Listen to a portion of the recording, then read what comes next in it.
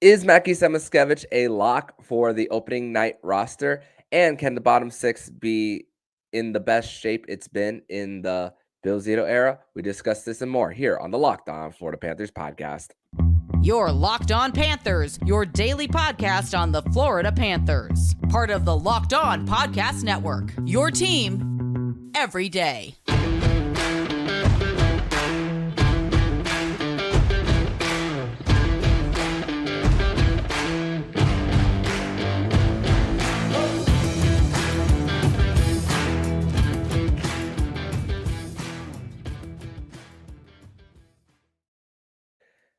And welcome into this Monday, October 2nd edition of the Locked On Florida Panthers podcast, part of the Locked On Podcast Network, where it's your team every day. Thank you for making the Locked On Florida Panthers podcast your first listen of the day. I'm Armando Velez, and you can follow me on X at MountainMan12. Follow the show account on X and Instagram at LO_FLA Panthers. And shout out to everydayers who come back here and get your daily Florida Panthers fix.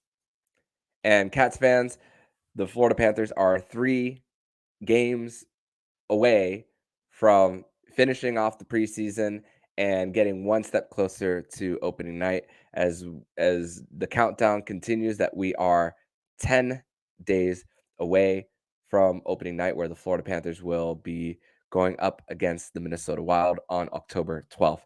And what an exciting time it is. And at this moment in time, there's still 48 players on the roster. By the time today is over, we are going to see 28 players on the roster. As far as the players who have been assigned to Charlotte for training camp over there, forward Skylar Brindamore, Kai Schwent, Wilmer Skog, Patrick Giles, goalies Matt Gusta and Evan Cormier, and three of the 6 guys are on AHL contracts, and Skylar Brindamore, Wilmer Skog, and Evan Cormier. The rest of them are on their entry-level deals for the Panthers.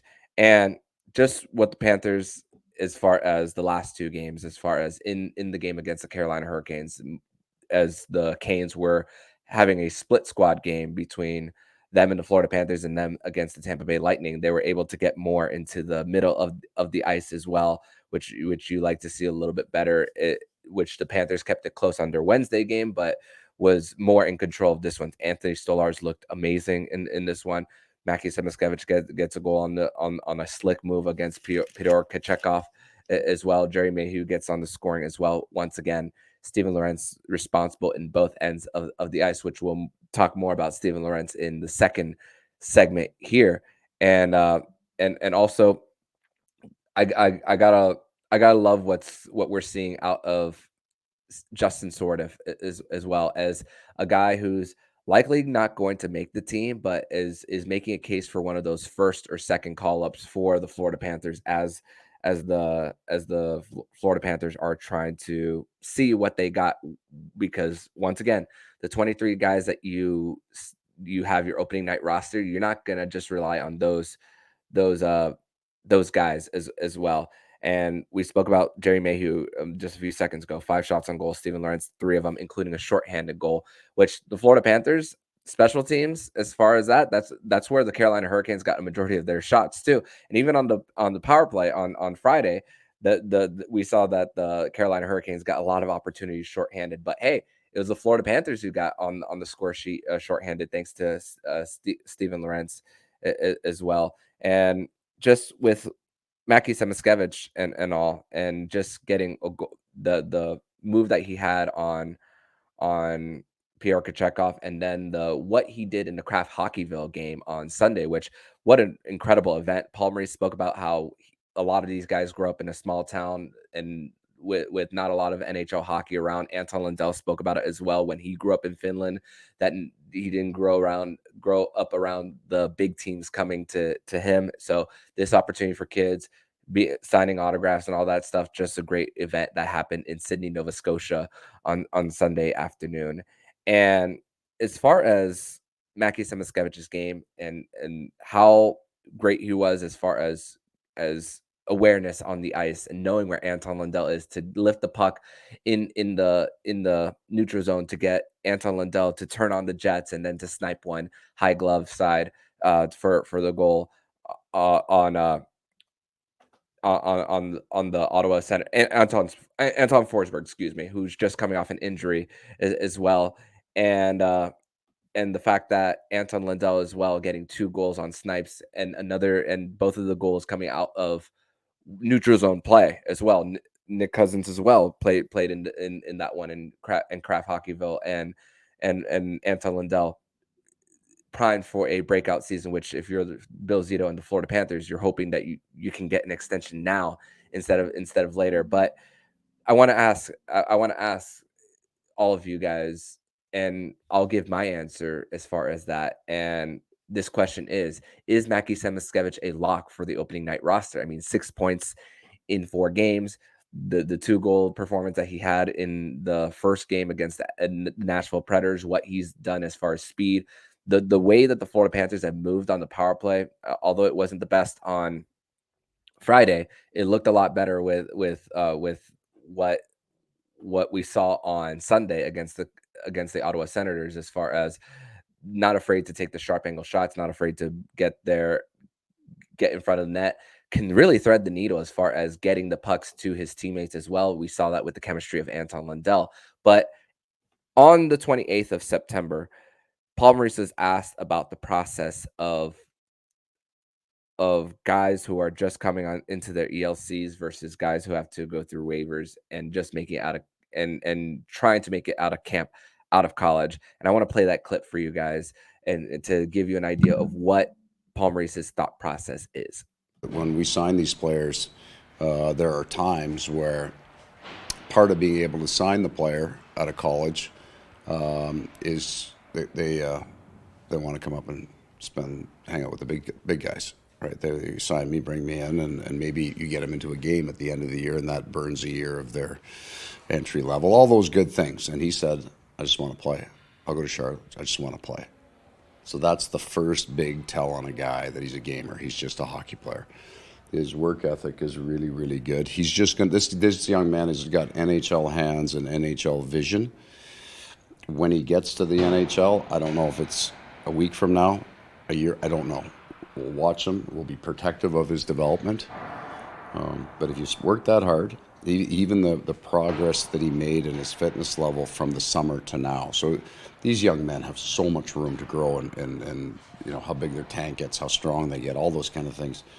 But he worked hard at it, and he stays on the ice all the time. So I just know he's going to get better. And some of parts of him right now are NHL ready. So I have complete faith that the other parts will continue. Yeah, so with Mackie Samoskevich, you think about what he's done so far in this preseason, and even before we even saw a preseason game between the Florida Panthers and their opposition, I said that Mackie Samoskevich has an opportunity to perform so well in the preseason, but still have an opportunity to not make the roster as well. And but difference between speaking about it before we see it on the ice versus what we've seen so far, and it's to a point where the Florida Panthers' hands are almost forced. I'm not saying that they are, but you think about, he also answered a question after that, which was not in this clip. If you guys want to look at that more, please subscribe to the Locked On Florida Panthers YouTube channel so you guys can see all the media availabilities from Paul Maurice, and he could expand more on just this 45 second to 1 minute clip as well about it. But as far as Mackie's game goes, you think about a guy who's worked so hard throughout the summer, spoke about even staying in an Airbnb with Evan Naus, getting with the guys early and just wanting to belong. And yeah, he got some AHL games in when he signed the PTO with Charlotte. So that was a little bit of getting ready for the big show. And so far so good for Mackie Samoskevich. If you like, this isn't breaking news or a hot take by any stretch of the imagination, but we can imagine a scenario where he's in the AHL for more than one season now, if this is the performance that he's going to make, as far as like I said earlier, not afraid to thread the needle as far as centering feeds for a teammate in the slot as well. the rifle of a one-timer shot that he has, like his overall game and is of qualities in the trajectory of an NHL player. Even Paul Maurice has said that. But there is the realities of roster crunches, waivers, guys you don't want to lose, and that's why you can't necessarily say that the Panthers' hands are forced and that Mackie Samoskevich is necessarily a lock. But if he's gonna make the roster, he is not going to be on your fourth line. You can't put him on your fourth line if he's going to make the roster. You have to play him the top 9 minutes. And the chemistry that he had with Yandel, knowing where each other are on the ice, and all, who knows? We could see a scenario where it's Etu, Yandel, and Mackie Samoskevich, a kid line, the Florida Panthers version of it. Sam Reinhart goes to the top, but then what happens to Evan Rodriguez? That's assuming that the Tkachuk Bennett line stayed together as well, and Nick Cousins. But then you could possibly put Evan Rodriguez on that second line and then put Nick Cousins on the fourth as well. Nick Cousins can play anywhere in the lineup as well. You could put him at least in at least second through the fourth line. I don't know if you're gonna. I don't see a scenario where you see Nick Cousins play a lot of top line minutes, but still, there's a lot of, once again, the good problems that we've spoken about all throughout the preseason so far, and you're not going to put Mackie on line 4. It's either going to be on that third or it's going to be on that first.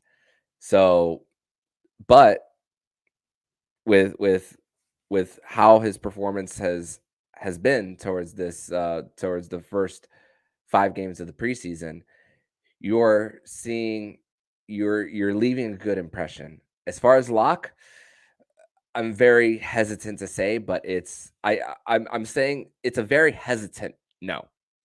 But there should be no surprises. When the roster does trim down to 28 by the end of today, hell, we might know the 28 once this recording is launched. And today is not about who the cuts are and who the cuts aren't. Tomorrow, that's for tomorrow's show. But man, is Mackie Samoskevich making a case for the roster. And we spoke about championship window, championship contention, and that you got to throw a bullseye on the dartboard when it comes to those later round picks or even late first round picks as well. And Mackie Samoskevich has definitely proved that. And I mean, you look at the Kraft Hockeyville game, you have 3 of the Panthers' most recent first round picks that you won't have in a while play in that game. Spencer Knight, Anton Lundell, and Mackie Samoskevich. So this is where you got to really bank if you want to continue building off your core, adding into the Barkovs and the Tkachuks and all for this Florida Panthers team. But we're going to transition over to segment number 2, where we are going to ask, can the bottom 6 for the Florida Panthers be in the best shape that it has been in the Bill Zito era? We're going to discuss that more here on the Locked On Florida Panthers podcast. But first, we're going to tell you all about eBay Motors and passion, drive, and patience. What brings home the winning trophy is also what keeps your ride or die alive. eBay Motors has everything you need to maintain your vehicle and level it up for peak performance, from superchargers, roof racks, exhaust kits, LED headlights, and more. Whether you're into speed, power, or style, eBay Motors has you covered. With over 122 million parts for your number one ride or die, you'll always find exactly what you're looking for. And with eBay Guaranteed Fit, your part is guaranteed to fit your ride every time or your money back. Because with eBay Motors, you're burning rubber, not cash. With all the parts you need at the prices you want, it's easy to turn your car into the MVP and bring home that win. Enjoy your ride or die alive at ebaymotors.com. Eligible items only. Exclusions apply. eBay Guaranteed Fit only available to U.S. customers. Segment number 2 here on this Monday, October 2nd edition of the Locked On Florida Panthers podcast. Thank you once again for making the Locked On Florida Panthers podcast your first listen of the day. And I should have mentioned this at the top. It's October, baby. Hashtag, is it October yet? Yes, it's October. which it's the greatest sports month of the year, if you really think about it. Football season, hockey season is about to begin. Baseball postseason, which the Marlins are in, which they will be playing a 3-game series against the Philadelphia Phillies starting tomorrow, which I might have an eye on that in the middle of the Panthers Lightning preseason game going on in Orlando at Amway Center on Tuesday. Gonna have an eye on the Marlins for sure. And man, what a great sports month this is. It's my favorite, that's for sure. But let's talk about the bottom 6 for the Panthers as far as this era of hockey for the Cats. And you think about like the turnover, a lot of the turnover that has been as far as the role players and the complementary pieces, and what this team got to when it eventually got to the Stanley Cup final, and how size was an issue for the Panthers. You think about how when the Panthers made that trade for Sam Bennett, having to shift Alex Wenberg from second line center to third. It was basically a line that was shifted down. Patrick Hornquist was part of that line to begin the season as well, and then having to go all the way from second line starting the season in 2021 all the way to the fourth as of last year. Now Patrick Hornquist is with the franchise, thankfully, still in a different role. You think about the starting fourth line center in 2021, Noel Chari, and then injuries catching up to him and all that stuff. And at one point when he was injured as well, Juho Lammikko was the fourth line center. Anton Lundell not coming into the mix until his second year after being drafted and all. But the top 3 spots as far as centers, Barkov, Bennett, Lundell, that has been consistent now for the last few years, which you went up the middle as far as your forward groups as well.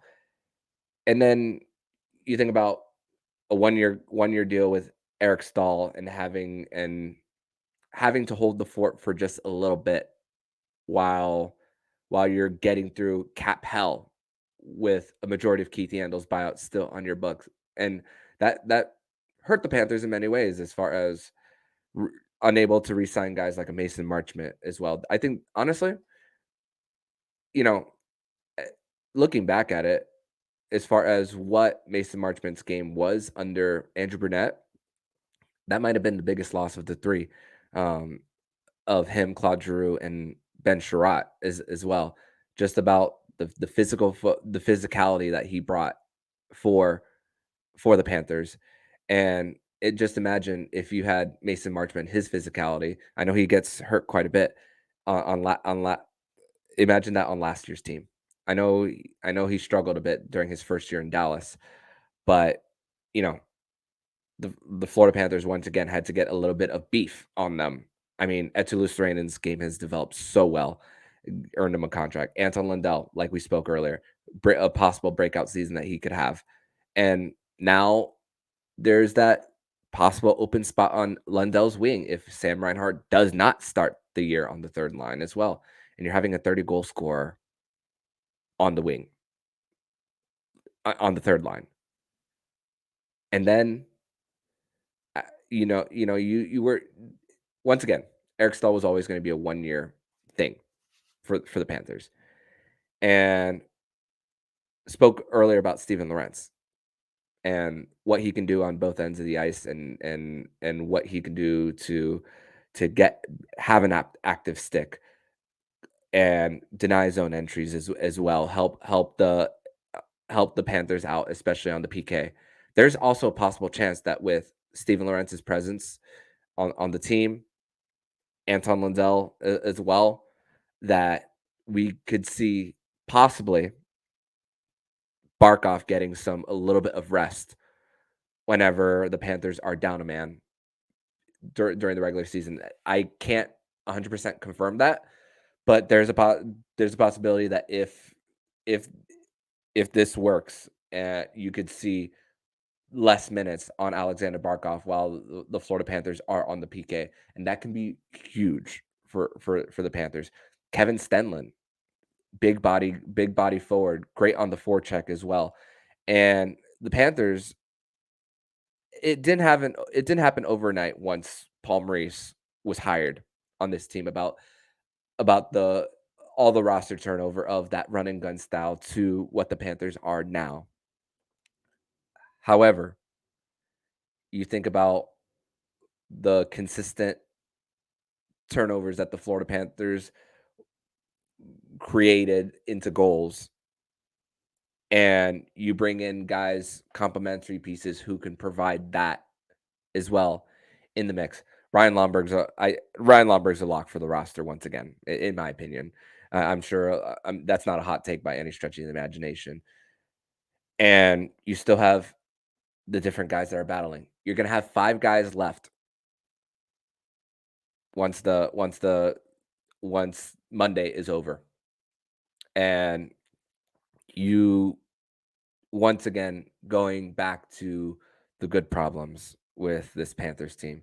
You think about what Alexander Barkov brings on both ends of the ice as well, but also giving him the opportunity to get more minutes 5-on-5. And yeah, he's going to be on power play 1 when healthy. Yeah, that's a given. But preserving that energy towards the end of the season and possibly towards the playoffs, so the captain is not tired out.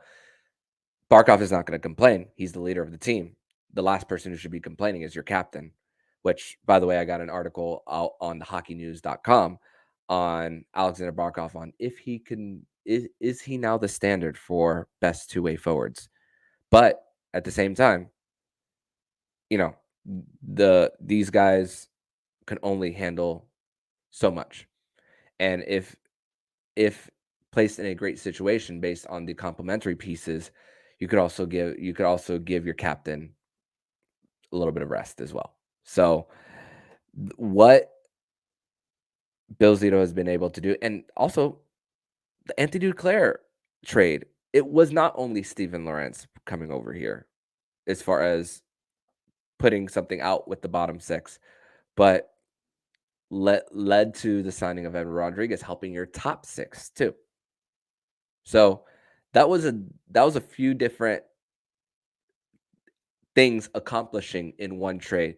Check mark for the Panthers GM. So when you can accomplish 2 things in one with one transaction, you think about how many steps ahead Bill Zito tries to put things as far as that.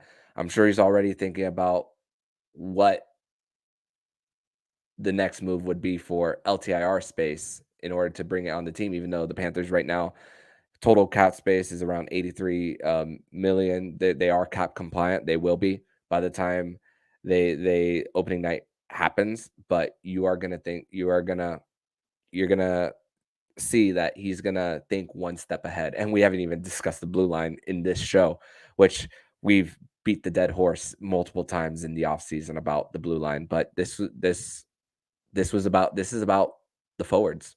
This is about the bottom 6. And Jacob Winan spoke about how the offense might have to outscore their problems, but with the relentless forechecking that this group can become and has proven last year, and we might not have to see them rely on outscoring all their issues. And that might be wishful thinking on my part. But you think about preventing zone entries as far as back checking in the neutral zone as well, and putting less pressure on your defense core, because that group, even though there's a little bit of competition there, even though there is some reinforcements that could contribute so positively when Ekblad and Montour come back, what the forwards can do to help those guys as far as that. And yeah, Paul Maurice's system is designed to have them go to the box quite a bit. I mean, because you're gonna reach in, you're likely gonna hook, you're likely gonna have a slashing call, but what are you doing 5-on-5 whenever you're able to break out those passes or entries as well? We know we're gonna see the fair share of time in a penalty box. But what can you do to protect your other guys as far as D and goaltender? And there's the possibility is there for this Panthers forward group, especially on the bottom six. But in the third and final segment, we are going to go over our 30 greatest Panthers of all time. We are going to start with number 30 to 26, all in the next segment here on the Locked On Florida Panthers podcast. But first, we're going to tell you all about AG1. And our next partner, AG1, is the daily foundational nutrition supplement that supports whole body health. And I drink it literally every day because sometimes I need a break from the café cubano, café con leche, cortaditos, coladas, you name it, because that is South Florida culture for you. And sometimes for that substitute, I drink AG1 because it makes me feel great. And I drink it sometimes in the morning, sometimes in the afternoon before my workout. And once again, it makes me feel amazing. And if a comprehensive solution is what you need for your supplement routine, then give AG1 a try, and you could get a free 1-year supply of vitamin D and 5 free AG1 travel packs with your first purchase. Go to drinkag1.com/NHL Network. That's drinkag1.com/NHL Network. Check it out. Third and final segment here on this Monday, October 2nd edition of the Locked On Florida Panthers podcast. Thank you once again for making the Locked On Florida Panthers podcast your first listen of the day. So we are going to start with our 30 best Panthers of all time, being that this is the 30th anniversary season. Did put out a survey on online for you guys to fill out, and a whole bunch of responses. I want to thank you guys once again for participating in this survey. So these are rankings as far as voted by you guys, the fans. There's 64 names out there, and we are discussing the top 30 as far as the 30th anniversary, of course.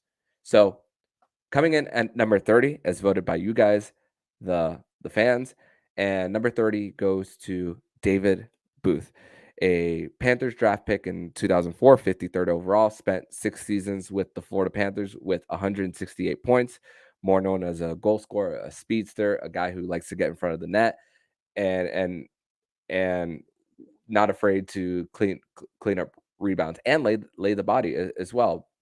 Prior and spent six years there before eventually being traded to the Vancouver Canucks for Michael Samuelsson and Marco Stern. Number 29 comes with Tom Fitzgerald and an original Panther, father of Casey Fitzgerald and uncle of Matthew Tkachuk, New Jersey Devils general manager. In 205 games played, 69 points, 25 goals, 44 assists. And the Panthers were not the only team that he was an original member of. He was also an original member of the Nashville Predators when they had their expansion draft just a few years later. He was eventually traded to the Colorado Avalanche after spending 4.5 seasons with the Florida Panthers. Florida Panthers drafted him in the expansion draft from the New York Islanders as well. 8 points in 22 playoff games as well. And definitely a big part of that run to the Stanley Cup final in 1996. Number 28, Ray Shepherd. Not original Panther, but part of their run to the Stanley Cup final. 4 years, 4 years with the team, 190 games played, 61 goals, 60 assists as well. And very clutch on the power play and contributed to a lot of big goals for the Florida Panthers as they made their run to the final in 96. And in the playoffs, in the Stanley Cup playoffs, almost a point per game in the run. 18 points in 21 games, 10 goals, 8 assists for Ray Shepherd during his time with during the 1996 playoff run. Number 27 is Mackenzie Weegar, defenseman Mackenzie Weegar, 7th round pick in the 2013 draft, and we knew him as the stay-at-home defenseman, worked his way up all the way from the ECHL to the NHL and grinded, and found his way on the Florida Panthers roster in 2016. Played 306 games, 27 goals, 94 assists for 121 points in 306 games during the President's Trophy winning season. Although plus minus is the be all end all, plus 40 for the Florida Panthers in that season as far as how big of a defensive presence Mackenzie Weegar was. And as far as his offensive game, not known as a goal scorer, but he was not afraid to get the pucks to the net from the blue line for rebound opportunities as well to help his teammates out. And definitely with the assist numbers, those definitely went up because of his ability to get the puck from the blue line. Although he did not play a lot of power play minutes, Mackenzie Weegar was definitely a big piece for the Florida Panthers as they were trying to build towards their championship contention. And look at what the Panthers were able to get because of his play. You didn't have to give as much. You would have to probably maybe give up a higher tier prospect or a first round pick in 2026 if Mackenzie Weegar did not have the season that he had in 2022 as well. So, and as far as the trade to the Calgary Flames, he, as of right now in this first season, he was the better of the two as far as him and Jonathan Huberdeau in that as far as Mackenzie Weegar, as far as analytics, his analytics are really good as well. And and as far as extensions, that was Bill Zito's first extension under his regime. He gave him a 3-year deal right before Mackenzie Weegar got his big payday with the Calgary Flames after that trade. Number 26 comes Keith Yandel. And yeah, a lot of you guys are probably rolling your eyes whenever you hear this name because the last 3 seasons for the former alternate captain for the Florida Panthers did not go so well. The Florida Panthers had a sign, not a sign and trade, but traded his UFA rights from the New York Rangers after he was traded from the Arizona Coyotes there the season before. Keith Yandel was a guy who finished as high as 5th in Norris voting during his time with the Phoenix Coyotes at the time. Oliver Ekman-Larsson's former teammate, by the way, which I'm sure Oliver Ekman-Larsson has learned a little bit from Keith Yandel as far as what the culture is like here. The problem with Yandel was the giveaways, and it was very apparent in 2018 where he had 129 giveaways. And yeah, the former Panthers defenseman has, before it was broken this year, had the most single points in a single season before it was broken by Brandon Montour. He's made an all-star team as well with the Panthers as well. But the 7-year with a no move clause is really what gave the fan base a little bit of a negative reaction towards Keith Yandel because it was a really hard contract to move. You couldn't put him on waivers neither. And it ultimately ended up in having to buy him out because of the expansion draft that happened in order to protect Gustav Forsling as well, who's been such a valuable piece to the Florida Panthers as far as what his role was when he first came to being a top defenseman for the Panthers. And though Keith Yandel was able to quarterback a power play really well at times, that was a big value of what he brought to the table during his time. But just the last few years of that contract was just aging like milk as far as that, and it was definitely amplified there. So number 26 comes with Keith Yandel, and these are rankings voted by you, the fans, and we will be revealing 25 to 21 on tomorrow's edition of the Locked On Florida Panthers podcast. We will also be discussing the cases for the 5 remaining players and more on why they should make the roster and why they shouldn't make the roster. We're going to discuss that on tomorrow's edition of the Locked On Florida Panthers podcast, as now the Florida Panthers roster is more of what the main group is going to look like for the next 3 games. But in the meantime, if you like what you're hearing, please Please subscribe to the podcast to be notified every single time the Locked On Florida Panthers podcast jumps into your podcast feed. Don't forget to also subscribe to the other shows on the Locked On NHL network, including Locked On NHL, Locked On Fantasy Hockey with Flip Livingstone and Steer Odin, and Locked On NHL Prospects. Thank you for making the Locked On Florida Panthers podcast your first listen of the day. So I'm Armando Velez, signing off. And you've been listening to the Locked On Florida Panthers podcast, part of the Locked On Podcast Network, where it's your team every day.